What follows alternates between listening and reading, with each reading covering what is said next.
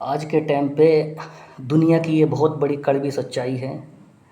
अगर तुम जब तक किसी के काम आ रहे हो तब तक ही तुम उसके हो, अदरवाइज़ तुम्हें वो कोई भी भाव नहीं देते। ज़िंदगी की ये कड़वी सच्चाई है दोस्तों। जीवन में कई बार ऐसा होता है, जब तक हम लोगों के काम आते हैं तब तक ही दुनिया हमें याद रखती है, उसके बाद भूल जाती है। जैसे कि मैं बात करना चाहूँगा खान सर की। खान सर ने आज क्या नहीं दिया, आज के भारत के युवाओं को किस किस किस तरीके की एजुकेशन दे करके उन्होंने उस लायक बनाया है कि ताकि वो अपने भविष्य में एक उज्जवल भविष्य बना सके, एक अच्छा फ्यूचर देख सके। पर बदले में उनको क्या मिल रहा है, आज दुनिया से उनको क्या मिल रहा है।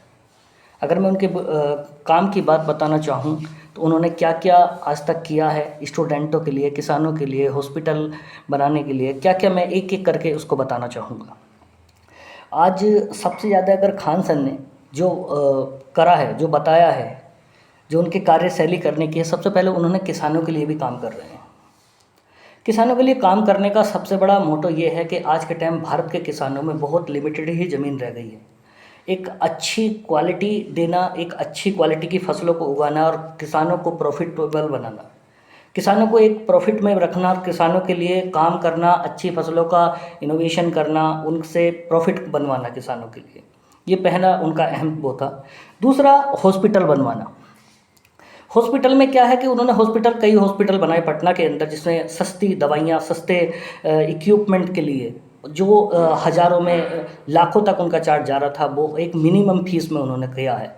दूसरा, यहाँ पे बताना चाहूँगा स्टूडेंट के लिए जो हर समय वो अवेलेबल रहे हैं, उनको अलग अलग लेवल पे पोस्ट पे एक सरकारी जॉब दिलाई है, ये एक बहुत बड़ा सवाल है।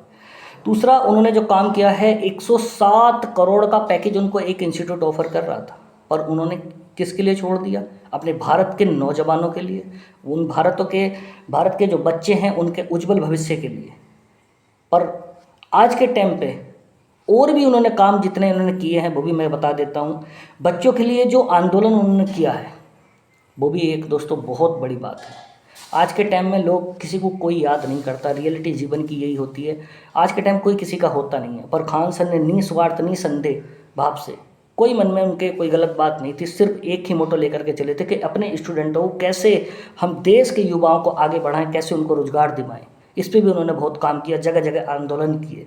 उसके बाद ये सारी चीज़ों को करने के बाद खान सर ने बहुत ज़्यादा मात्रा में लोगों को मोटिवेट किया, ऐसी जगहों से उनको निकाल के लाए जहाँ पे शिक्षा जाती नहीं थी, बिल्कुल ऑनलाइन के माध्यम से एजुकेशन दी है। ये एजुकेशन करना बहुत बड़ी बात है। दूसरा, आज के टाइम किसी भी इंसान पे एक गलती हो जाती है तो लोग उसके पीछे बढ़ जाते हैं, तब कि उसने क्या किया है जीवन में, किसके लिए क्या क्या वर्क किया है, ये कोई नहीं जानता। कितना इस इंसान ने त्याग करने के बाद अपने जीवन के अंदर कितने लोगों का भला किया है, ये कोई नहीं सोचता। आज उनके ऊपर मल्टीपल आरोप लग रहे हैं। उन्होंने लड़ाइयाँ कराई हैं अपने कोचिंग इंस्टीट्यूट में, उन्होंने हमले करा दिए हैं, ये सारी चीज़ें बार बार निकल करके आ रही हैं। पर एक चीज़ मैं बता दूं, दूसरा, जब तक ये काम कर रहे थे, जब तक किसानों के बारे में सोच रहे थे, किसानों के हितों के बारे में सोच रहे थे, भारत के बच्चों के भविष्य के बारे में सोच रहे थे, उन्हें जॉब दिवा रहे थे, उनके लिए आंदोलन कर रहे थे, तब तक वे खान सर थे। और आज वो फैजल खान बन गए। क्यों? क्योंकि वे मुसलमान हैं। आपको मैं बताना चाहूँगा कि मुसलमान हमारे देश में एपीजे अब्दुल कलाम भी हुए हैं। बहुत सारे मुसलमान ऐसे थे जिन्होंने इस देश के लिए बलिदान दे दिया, पर उनको कोई नहीं जानता। एक छोटी सी गलती पे हम खान सर को फैजल खान नहीं बना सकते। उनके मुस्लिम धर्म है, उनका क्या धर्म है, उनका क्या वो है, वो एक ही धर्म है उनका, वो है एक शिक्षक। और शिक्षक का सिर्फ एक ही धर्म होता है, अपने बच्चों को अच्छी शिक्षा देनी, और कोई धर्म नहीं होता। हम किसी भी इंसान को शिक्षा के माध्यम से हम वो फैसिलिटी प्रोवाइड कर सकते हैं जो कोई प्रोवाइड नहीं कर सकता। इसलिए हम खान सर को खान सर ही रहने दें, उन्हें फैजल खान ना बनाएं। दूसरा, मैं और बताना चाहूँगा, खान सर पे एफआईआर दर्ज भी हुआ है।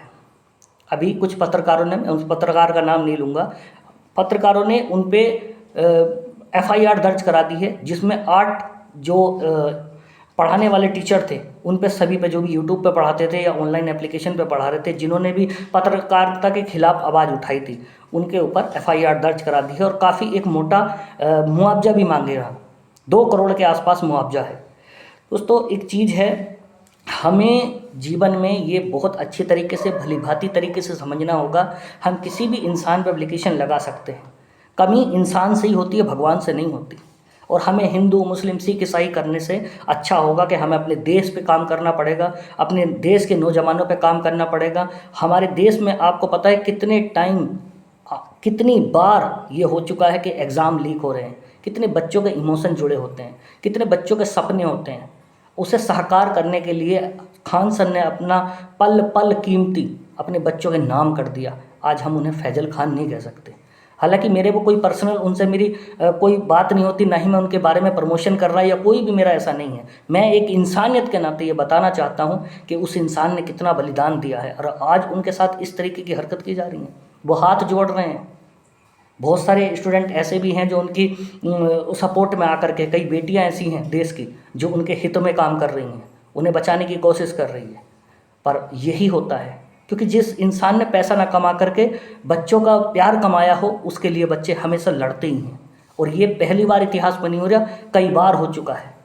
तो देश के हर एक चीज़ पे हमें काम करना पड़ेगा, अपने देश के नौजवानों के लिए लड़ना पड़ेगा, उनके उज्जवल भविष्य की कामना करनी पड़ेगी, तभी हमारा देश सफल हो पाएगा, अदरवाइज़ नहीं।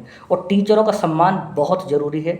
अगर ये वीडियो आपको अच्छी लगी हो दोस्तों तो कमेंट सेक्शन में ज़रूर बताना मुझे। थैंक यू सो मच, बहुत बहुत धन्यवाद आपका।